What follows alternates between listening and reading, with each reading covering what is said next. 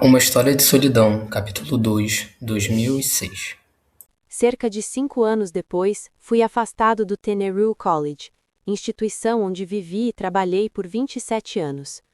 Eu tinha aceitado há muito tempo que era mais feliz quando me escondia atrás dos muros altos e portões fechados daquele enclave isolado e erudito, e a mudança veio como um choque. Nunca tinha sido minha intenção ficar um período longo em Teneroo.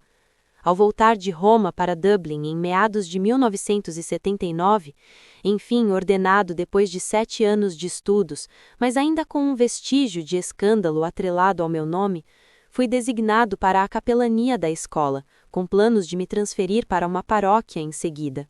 Mas por algum motivo tal transferência nunca aconteceu.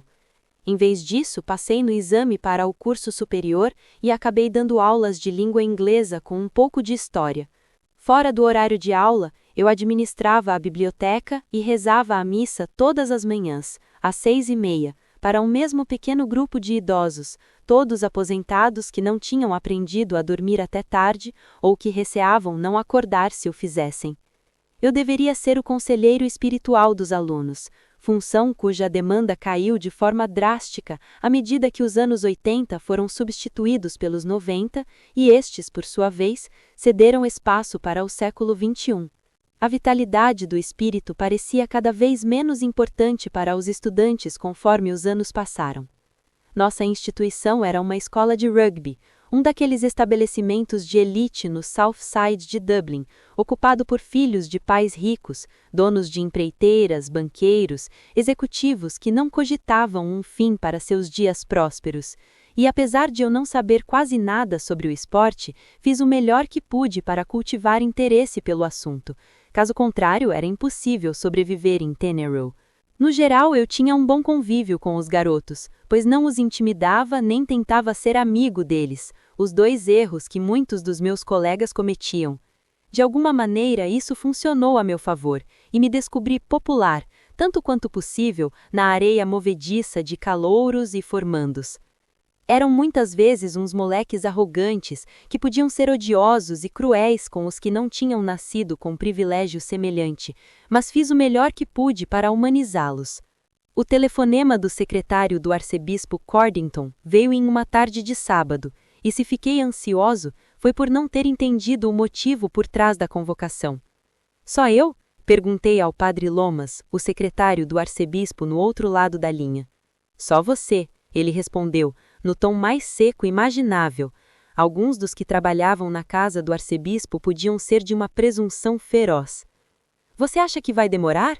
Perguntei. Sua Excelência Reverendíssima o receberá na quinta-feira, às 2h, ele disse, o que imagino ter sido um não, e em seguida desligou. Fui a Drumcondra no dia agendado com o coração pesado. O que responderia, pensei, se ele perguntasse se eu desconfiara de alguma coisa sobre Miles Donlan? E, se sim, por que nunca mencionara nada ao arcebispo? Como responder se eu tinha feito tal pergunta a mim mesmo inúmeras vezes, e encontrado apenas silêncio como resposta? Padre Yates, disse o arcebispo, levantando o rosto e sorrindo quando entrei em seu escritório particular, tentando ao máximo não deixar transparecer em minha fisionomia como o luxo de sua residência me deixava constrangido. Havia pinturas nas paredes que não teriam ficado deslocadas na National Gallery irlandesa. Aliás, deviam ser seleções da própria National Gallery. Era um dos benefícios do cargo, afinal. O tapete sobre meus pés era tão espesso que imaginei que fosse possível deitar sobre ele e ter uma ótima noite de sono. Tudo naquele lugar apregoava prosperidade e fartura, conceitos em contraste absoluto com os votos que nós dois fizemos. A opulência do Palácio Episcopal guardava certa semelhança com o Vaticano, em escala muito menor, e minha mente voltou, como fazia frequentemente, a 1978, quando servi 3 mestres durante um único ano, preenchendo minhas manhãs e noites com servidão, meus dias com estudo e meus fins de tarde com momentos contemplativos à janela na Vicolo della Campana, tomado de desejos ardentes e confusos. Como pode uma coisa continuar tão dolorosa depois de 28 anos? Perguntei a mim mesmo. Será que não existe superação para os traumas da nossa juventude? Boa tarde, Vossa Excelência Reverendíssima, eu disse, ajoelhando-me e permitindo um breve contato dos meus lábios com o ouro pesado que ele usava no quarto dedo da mão direita antes que ele me conduzisse a um par de poltronas perto da lareira.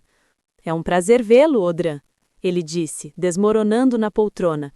Jim Cordington, 2 anos à minha frente no seminário de Clonleaf College e o melhor meio-campista que o time de hurling de Dublin perdera para o sacerdócio, tinha engordado por indulgência e falta de exercícios físicos. Eu me lembrava de quando ele disparava pelos campos em Holy Cross, o vento às suas costas, e nenhum de nós conseguia parar seu ímpeto. O que teria acontecido com ele nos anos desde então? Pensei.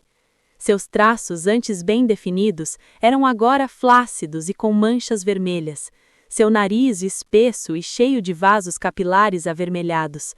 Quando ele sorria e baixava a cabeça daquele jeito curioso que lhe era característico, uma série de papos se fazia visível, um em cima do outro, como dobras de clara em neve. O prazer é meu, Vossa Excelência, respondi. Ah, por favor, ele disse, sacudindo as mãos no ar. Pode parar com o Vossa Excelência, Audran. É Jim, você sabe disso. Não há mais ninguém aqui. Podemos deixar as formalidades para outra ocasião. Como você está? Sua vida vai bem? Estou bem, eu disse. Ocupado, como sempre. Faz tempo desde a última vez que o vi? Acho que foi na conferência em Maynooth, ano passado, eu disse. Sim, provavelmente. É ótima essa escola em que você está, não é? Ele perguntou, coçando as bochechas, as unhas fazendo um barulho áspero na barba de início de tarde. Você sabia que eu mesmo fui aluno da Terenur? Sabia, Vossa Excelência, eu disse. Jim. Eu diria que agora é diferente de quando eu era moleque. Concordei com a cabeça. Tudo era diferente, claro que era. Você já ouviu falar de um padre chamado Richard Camwell? Ele perguntou, inclinando-se para frente. Era um homem terrível. Costumava tirar os meninos da cadeira puxando pela orelha e, enquanto os segurava para cima desse jeito, dava um tapa colossal na bochecha, estatelando-os em cima das mesas.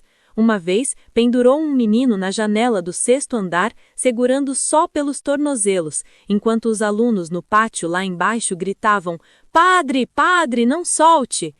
Ele riu e sacudiu a cabeça. Tínhamos medo dos padres naquela época. Havia verdadeiros horrores entre eles. Ele franziu as sobrancelhas e olhou direto para mim. Mas veneráveis, acrescentou, apontando o dedo. Homens veneráveis, mesmo assim. Se alguém tentasse uma coisa assim hoje em dia, os meninos com certeza reagiriam, eu disse, e estariam certos em reagir. Bom, não tenho tanta certeza, ele respondeu, reclinando-se na poltrona outra vez e desviando o rosto. Não? Meninos são criaturas terríveis, precisam de disciplina. Mas quem sou eu para falar? É você que passa 5 dias da semana na companhia deles durante o ano letivo, não é? Quando penso em algumas das surras que levei naquela escola, é incrível que eu tenha saído vivo dali. Mas eram dias felizes, terríveis dias felizes. Fiz que sim, mordendo o lábio. Eu gostaria de dizer muita coisa, mas o meu medo não deixou. Um professor do Terenur o ano passado, um leigo, não um padre, estapeou a orelha de um menino de 14 anos por uma resposta malcriada. E não é que o moleque se levantou e socou o rosto do pobre homem, quebrando seu nariz? Era um fedelho forte aquele aluno, e muito arrogante. O pai era diretor de uma filial de um banco estrangeiro, e o moleque nunca parava de falar sobre quantas milhas aéreas havia acumulado. Na minha época teria sido expulso, mas hoje as coisas são diferentes. O professor, um bom sujeito, mas completamente inadequado ao cargo, foi demitido e processado por lesão corporal pelos pais, enquanto o aluno recebeu 4.000 euros da escola, indenização por seu trauma emocional. Minha avó morava na rua do Terenur, sabe? Perto da Dodder Bridge. Nós morávamos mais para os lados de Harold's Cross, mas passei metade da minha vida na casa da minha avó. E como sabia cozinhar aquela senhora! Não saía da cozinha, teve 14 filhos em 16 anos, dá para acreditar? E nunca reclamou. Criou todos em uma casa de 2 quartos. Hoje em dia duvidamos que seja possível. 14 filhos, um marido e uma esposa em 2 quartos. Então o senhor deve ter muitos primos, eu disse. Já perdi a conta. Tenho um primo que trabalha na Fórmula 1, nos pitstops. Ele troca os pneus quando os pilotos entram. Me contou que eles precisam receber o carro e devolver para a pista em exatos 40 segundos, ou perdem o emprego. Dá para imaginar? Eu ainda estaria procurando pela chave inglesa. Não que eu veja minha família com tanta frequência. São tantas demandas neste trabalho, você não acreditaria se eu contasse. Devia se considerar sortudo, Odran, por nunca ter sido promovido. Não havia resposta que eu pudesse dar. Eu tinha me destacado nas provas do Clonleaf College e então fui selecionado para o Pontifical Irish College em Roma, onde em 1978 me ofereceram um cargo inesperado que se tornaria uma bênção e uma maldição. Se eu tivesse terminado aquele ano com sucesso, teria de certo garantido uma ascensão rápida na hierarquia. Mas, como era de se imaginar, meu trabalho foi tirado de mim antes do fim do ano, e uma mancha negra indelével foi atribuída ao meu nome. Os outros rapazes no seminário eram muito ambiciosos no que dizia respeito à carreira, mas tal palavra nunca me agradou. Talvez no começo eu também tenha sido ambicioso, mas não me lembro de nenhum grande desejo de promoção, nem mesmo quando jovem. Parecia claro desde o princípio quem era destinado ao arcebispado ou, no caso de um sujeito apenas 1 ano à nossa frente, ao solidéu escarlate de cardeal. Tudo o que eu queria era ser um bom padre, ajudar as pessoas de alguma maneira. Parecia ambicioso o suficiente para mim. E você está feliz trabalhando lá? Perguntou o arcebispo. E fiz que sim. Estou, respondi. São bons meninos, na maioria. Tento oferecer o melhor de mim a eles. Oh, não tenho dúvida, Odran. Não tenho dúvida. Ouvi apenas opiniões boas sobre você, de todo mundo. Ele conferiu o relógio. Já é tão tarde assim? Aceita uma bebidinha? Não, obrigado. Aceite. Eu vou beber uma dosezinha e você não vai me deixar bebendo sozinho, não é? Estou de carro, Vossa Excelência, respondi. Não seria apropriado. Bah, ele disse, com um gesto de mão, menosprezando o conceito de dirigir sóbrio como algum tipo de moda New Age. Ele se levantou com esforço e foi até um armário que servia de base para uma bela estátua de bronze de John Charles McQuaid, cujo enterro na Pro Cathedral de 1973 foi acompanhado por todos os seminaristas, inclusive eu. Abriu a porta do armário, creio ter visto menos bebidas alcoólicas atrás do balcão do Slattery's na Rathmines Road, e pegou uma garrafa do canto, servindo-se uma dose generosa, completando com água, e então voltando para desmoronar na poltrona com outro gemido alto. Me ajuda a suportar o resto da tarde, ele disse, com uma piscadinha ao tomar o primeiro gole. Vou receber uma delegação de freiras depois de você. Alguma coisa sobre novos banheiros para o convento. É claro que não tenho dinheiro para gastar com elas, com padres ligando todo dia para instalar banda larga em casa. Isso não é barato. O senhor poderia dividir o dinheiro, sugeri. Metade para os padres, metade para as freiras. Ele gargalhou e eu sorri para ser sociável. Muito bom, Odran, muito bom, disse. Você foi sempre rápido na piada, não? Mas me diga uma coisa, o que você acha de mudar um pouco? Meu coração afundou. Achei que estava ali para determinada conversa, mas não, parecia ser para outra. Eu seria transferido? Depois de todos esses anos?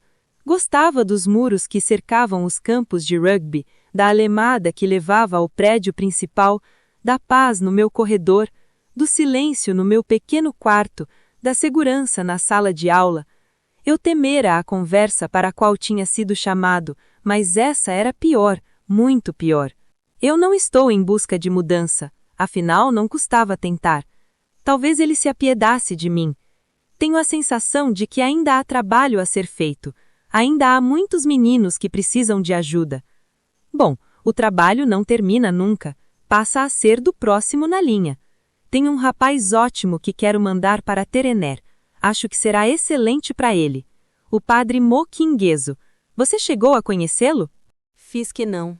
Não conhecia muitos dos mais jovens, o que não significa que houvesse muitos para conhecer. Ele é preto, disse o arcebispo. Você deve tê-lo visto por aí. Olhei para ele sem saber se era apenas uma descrição factual ou se houve algo de pejorativo na maneira como falara. Era permitido dizer preto hoje em dia, ou isso fazia de você um racista? Eu não... comecei, inseguro de como terminar a frase. É um rapaz ótimo, ele repetiu. Veio para cá da Nigéria faz alguns anos. Era costume mandar nossos meninos para as missões e hoje as missões estão mandando os meninos deles de volta para nós. Isso é lastimável, não é? Isso não faz de nós as missões? Eu disse, e ele pensou por um instante antes de assentir. Sabe que nunca tinha pensado dessa maneira? Ele respondeu. Acho que você tem razão. Que mudança estranha.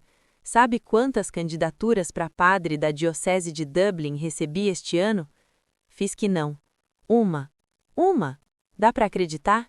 E conheci o menino. Estava longe de ser o que precisamos.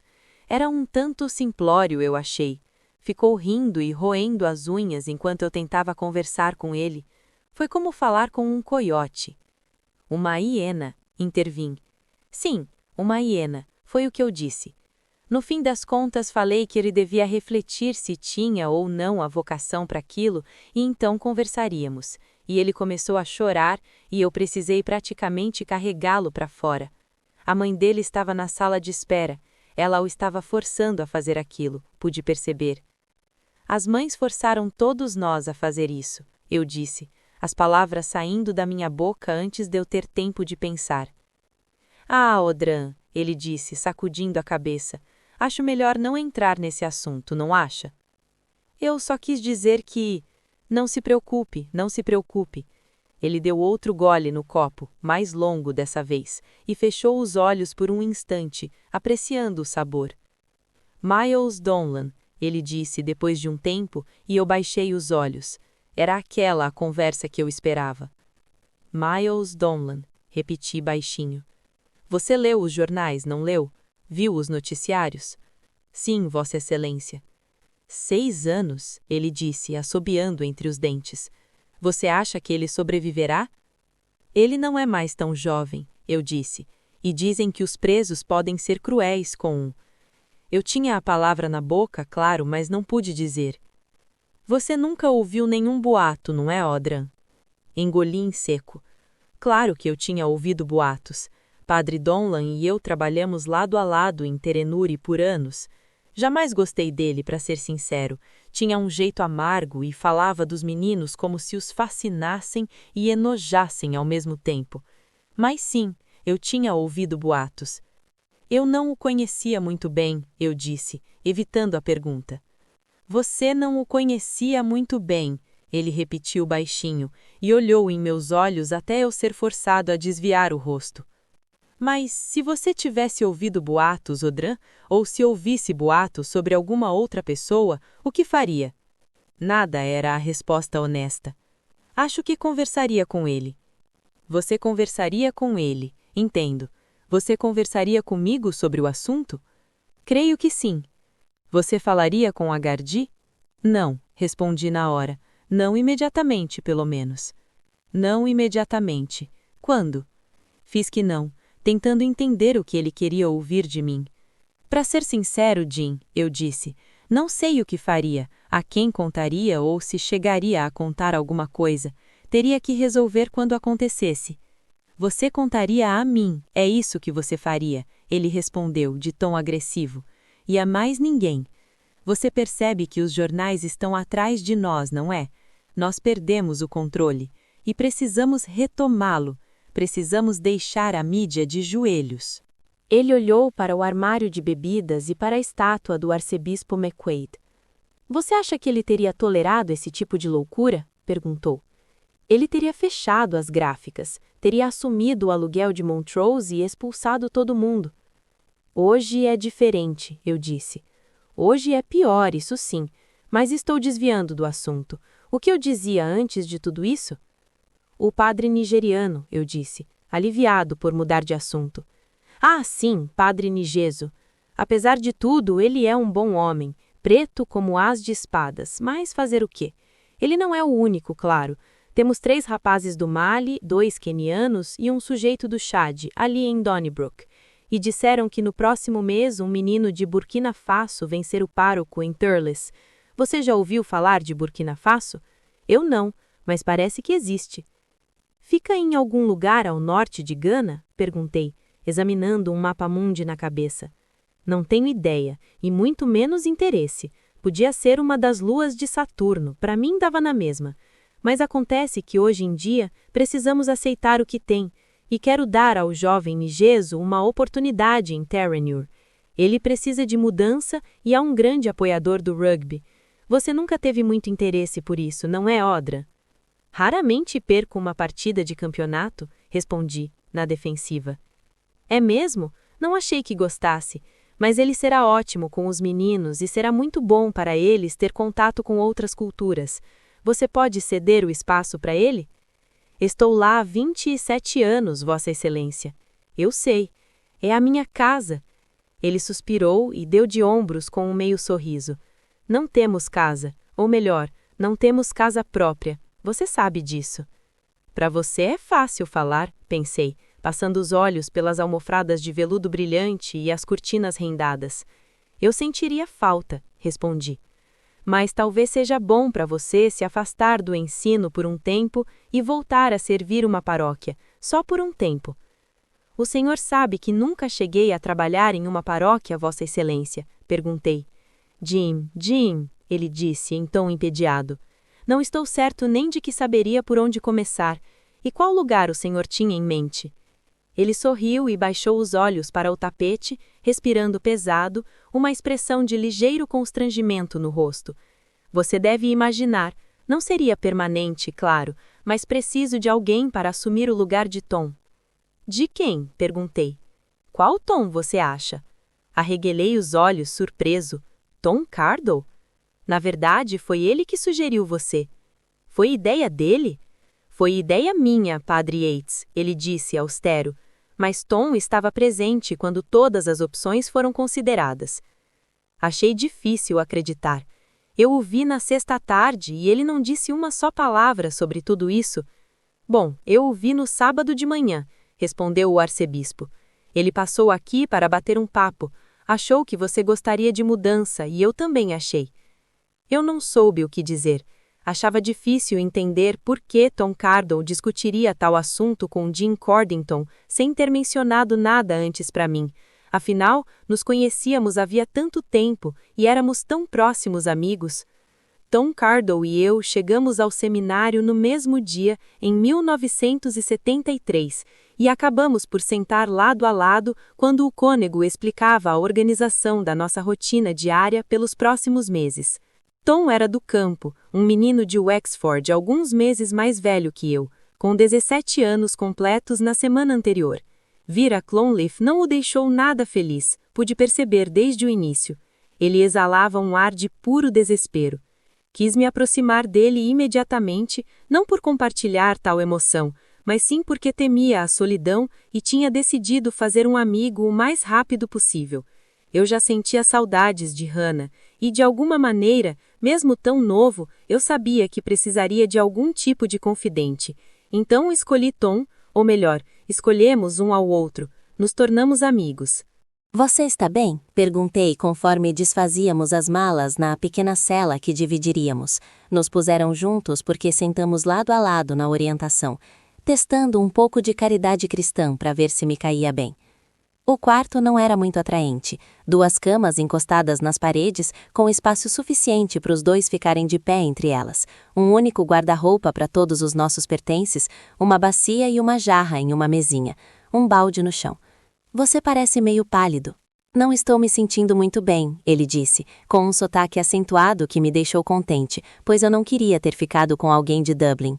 Porém, quando ele me contou que era de Wexford, senti a ferida se abrir dentro de mim outra vez, pois era impossível ouvir sobre aquele condado sem vir junto uma explosão de tristeza. Foi o caminho para cá? Perguntei. Sim, talvez, ele disse. Essas estradas são a morte, e vim para cá no trator do meu pai. Olhei para ele. Você fez o caminho de Wexford a Dublin em um trator? Perguntei, incrédulo. Vis. Respirei fundo e duvidei. Isso é possível? Viemos devagar, ele disse, e o trator quebrou muito. Antes você do que eu, meu amigo, respondi. E qual é o seu nome? Tom Cardle. Audran Yates, eu disse, estendendo a mão, e ele me cumprimentou, olhando diretamente para mim, e por um momento achei que ele ia cair no choro. Você está feliz de vir para cá? Perguntei, e ele resmungou alguma coisa ininteligível. Será ótimo, pode ter certeza. Não tem nenhum motivo para se preocupar.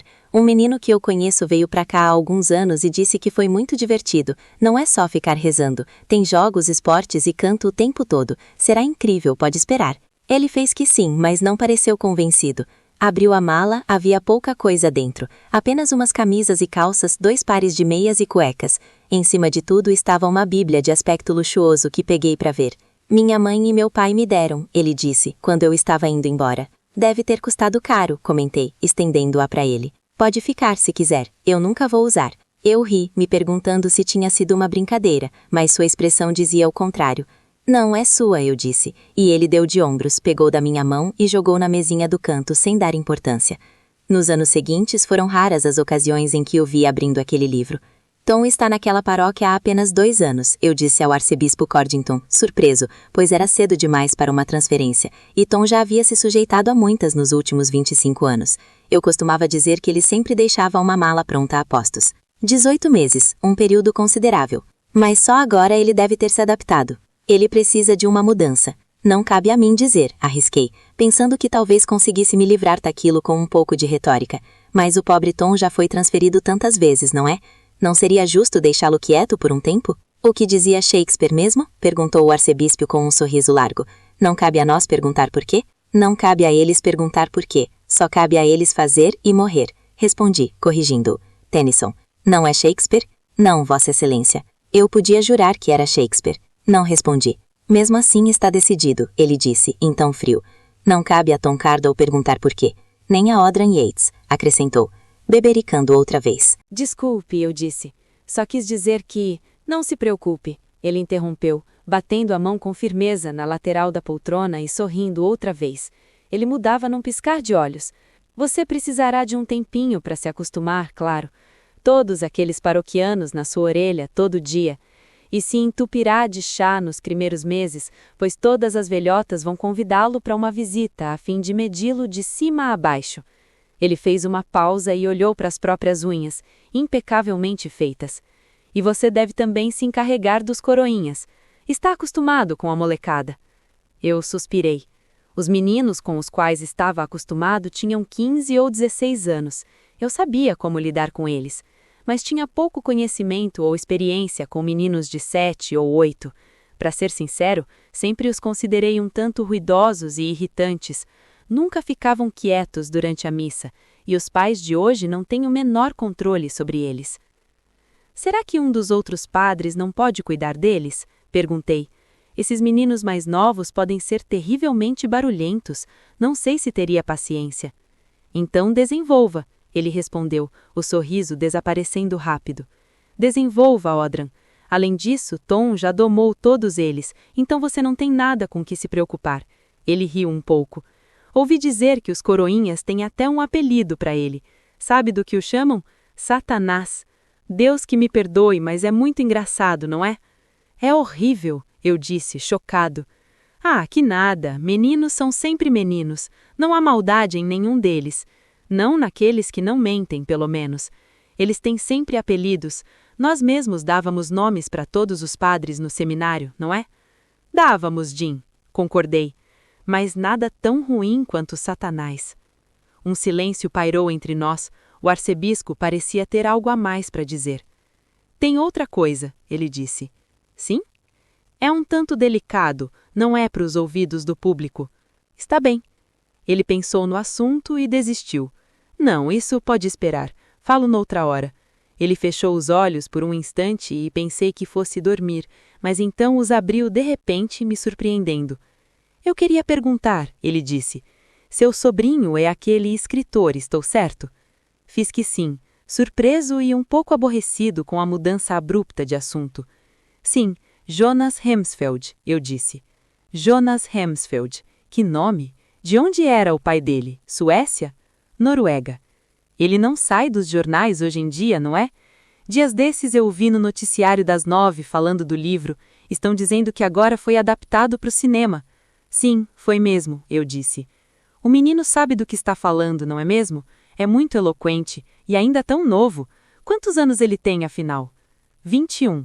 É o que chamam de prodígio, ele disse, assentindo. Não sei se isso é bom para ele nessa idade. Bom, desejo boa sorte. Eu não li nenhum dos livros, claro. São apenas 2, eu disse. Então não li nenhum dos 2. Imagino que você tenha lido? Sim, eu li. E prestam? Ouvi dizer que são repletos de palavrões, e de rapazes e moças fazendo todo tipo de coisas juntos. Que tipo de livros são, hein? São livros obscenos? Eu sorri. Não são tão ruins assim, eu respondi. Ele talvez dissesse que o jeito como escreve é o jeito que as pessoas falam, e que não está escrevendo para velhos como nós. Mas os jovens gostam dessas coisas? Não é escrita de verdade, é? Não é a literatura? Não me lembro de W.B. Yeats viajando pra porra de Bizâncio ou o Paddy Kavanagh falando sobre a merda do solo cinzento de Monaghan. Olhei para ele espantado com a vulgaridade de suas palavras. Bom, eu disse, pronto para defender Jonas. Como o senhor mesmo disse, o senhor não leu nenhum dos 2 livros. Não preciso comer um gato para saber que não apreciaria o gosto, ele respondeu. Aliás, já que estamos falando nisso, talvez seja melhor você manter isso em segredo. Acho que as pessoas não precisam saber que você é parente dele. Não seria bom. Uma centena de respostas passou pela minha cabeça, mas fiquei em silêncio. Escute, Odran, disse o arcebispo, inclinando-se para a frente, retomando um assunto que eu tinha dado por encerrado, mas que parecia ainda estar em sua mente. Eu sei que isso deve parecer um tanto inesperado, mas já conversei com Tom e ele acredita que você é perfeito para o cargo, tem total confiança em você. E eu também. E você, Odran, confiará em mim? Claro que sim, Vossa Excelência, respondi. Estou surpreso que Tom tenha me recomendado só isso, sem ter falado comigo antes. Mas por que não recomendaria? Ele perguntou, reclinando-se outra vez e sorrindo ao abrir as mãos em um gesto magnânimo. Afinal, vocês são melhores amigos, não são? Você e Satanás. A ideia de Tom Cardle como um homem que os meninos temiam ou odiavam era estranha para mim, especialmente quando eu pensava em quem ele tinha sido aos 17 anos. Naquela primeira noite, depois de desfazer as malas, descemos juntos ao amplo refeitório e jantamos lado a lado. Ainda me lembro, linguado frito com massa empanada cheia de rachaduras, um prato de batatas fritas e uma tigela de feijão no centro da mesa. 14 moleques esfomeados passaram a tigela para lá e para cá e cobriram os pratos com feijão para disfarçar o gosto. Todos se animaram, com exceção de Tom, cuja cor voltara ao normal, mas que ainda parecia bravo e amedrontado em medidas iguais. Éramos todos desconhecidos, uma refeição entre estranhos. Nossas mães conversaram a sério com todos nós, disseram que tínhamos vocação e por isso ali estávamos, prontos para dedicar nossas vidas a Deus. Era uma coisa ótima, ou pelo menos era o que pensávamos. Apenas Tom parecia infeliz. Ficamos envergonhados com a presença um do outro quando voltamos para o quarto. Demos as costas para nos despir e vestir pijamas, e as luzes foram apagadas às 9, com o sol ainda espiando pela cortina fina. Fiquei ali deitado, as mãos sobre a cabeça, olhando para o teto, pensando que esse era o início da minha nova vida. E será que eu estava pronto? Perguntei a mim mesmo. Sim, respondi em silêncio. Pois havia fé dentro de mim. Uma fé que me pareceu incompreensível em determinados momentos, mas havia. Você tem irmãos ou irmãs? Perguntei ao quarto escuro quando o silêncio ficou insuportável. 9, disse Tom. Bastante. Em que posição você está na ordem? Por último, ele disse, e pensei ter ouvido sua voz engasgar um pouco. Sou o mais novo, por isso devo ser padre. 2 de minhas irmãs já são freiras. E você? Somos apenas eu e minha irmã. Eu tinha um irmão, mas ele morreu. E você quer estar aqui? Claro, eu disse. Tenho vocação. Quem disse? Minha mãe. E como ela sabe? Um dia ela teve uma epifania quando estava assistindo ao The Late Late Show. Ouvi um som estranho vir do outro lado do quarto, uma espécie de pigarro, quase uma risada. Jesus, Audran, ele disse, e arregalei os olhos. Um menino que conheci na escola tinha dito Jesus uma vez no meio de uma aula de geografia e levou umas cintadas por isso, 10 vezes em cada mão. Nunca mais repetiu. Jesus, Audran, você é um idiota. Não precisa se preocupar, eu disse depois de um momento. Aqui vai ser bom, tenho certeza que vai. Você fica repetindo isso. Quem está tentando convencer? A mim ou a si mesmo? Só estou tentando ajudar. Você é bem otimista, então, não é? Você não acha que será feliz aqui? Perguntei. Não, ele respondeu, em tom amargo. Não pertenço a este lugar. Não tenho nenhum motivo para estar aqui. Então por que veio? Porque aqui estou mais seguro, ele disse baixinho, depois de uma pausa. Foram suas últimas palavras naquela noite. Ele virou para uma parede e eu virei para outra. Passei mais de uma hora acordado por causa do entusiasmo e da apreensão. Por isso ouvi quando ele começou a chorar, um lamento baixo e abafado pelo travesseiro. Pensei em ir até ele, sentar na beirada da cama e dizer que ele não precisava se preocupar, que tudo ficaria bem. Mas no fim não fiz nada. Então estamos de acordo? Perguntou o arcebispo Cordington. Você aceita? Suspirei, já resignado com o fato. Se o senhor faz questão, respondi. Que bom, ele disse, colocando a mão pesada no meu joelho. E veja bem, não será para sempre, não precisa se preocupar. Só alguns anos, e então eu o mando de volta para sua escola, prometo. É mesmo? Perguntei, cheio de esperança. Tenho minha palavra de honra, ele disse, sorrindo. Talvez nem demore tanto assim, é só até esclarecerem as coisas. Não entendi, respondi. Até esclarecerem o quê? Ele hesitou. O problema todo com as candidaturas, respondeu. Em breve mais rapazes devem vir para cá, sem dúvida. Então levaremos você de volta para Terranor, Audran. Faça isso por mim. Cuide da paróquia de Tom e antes que perceba, devolveremos você ao lugar ao qual pertence. Bom, ele disse, levantando-se. Preciso mandá-lo embora agora, a não ser que queira estar aqui quando 8 freiras chegarem para reclamar de instalações. Eu vi. Agradeço, mas não estou interessado, respondi. Pode agradecer a Tom Cardle, falou, dando as costas para mim ao se dirigir para a escrivaninha. Tudo isso é por causa dele. Aliás, ele acrescentou antes de eu sair. Como está sua irmã? Ele me disse que ela não anda bem. Já faz alguns anos que ela não anda bem. Fizemos o melhor possível para tomar conta dela em casa, mas parece que ela precisará de um asilo, um lugar com cuidados especializados. E o que há de errado com ela, se me permite a pergunta? Demência precoce. Contratamos uma acompanhante terapêutica para cuidar dela em casa, mas já não é suficiente.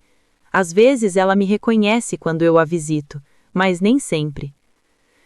Talvez seja até melhor que ela não reconheça um filho como aquele, comentou com aspereza. Com aquele monte de palavrões. E é bicha também, não é? Acho que li em algum lugar. Fiquei aturdido, como se ele de repente tivesse cuspido no meu rosto, mas ele não estava olhando para mim, e não parecia esperar resposta. Já analisava a papelada na escrivaninha, preparando-se para o próximo compromisso. Eu não respondi nada. Simplesmente fui embora, fechando a porta, e segui pelo corredor. 8 freiras vieram na minha direção. Quando passei, elas se separaram como um mar vermelho e ficaram ali paradas, um coro de vozes dizendo, "Boa tarde, padre", em harmonia perfeita. Então era isso. Não recebi notícias do arcebispo por bastante tempo. Uma vez que a decisão fora tomada, ficou mantida, e era esperado que eu seguisse em frente, apesar de mais de 1/4 de século da minha vida ter sido arrancado debaixo dos meus pés.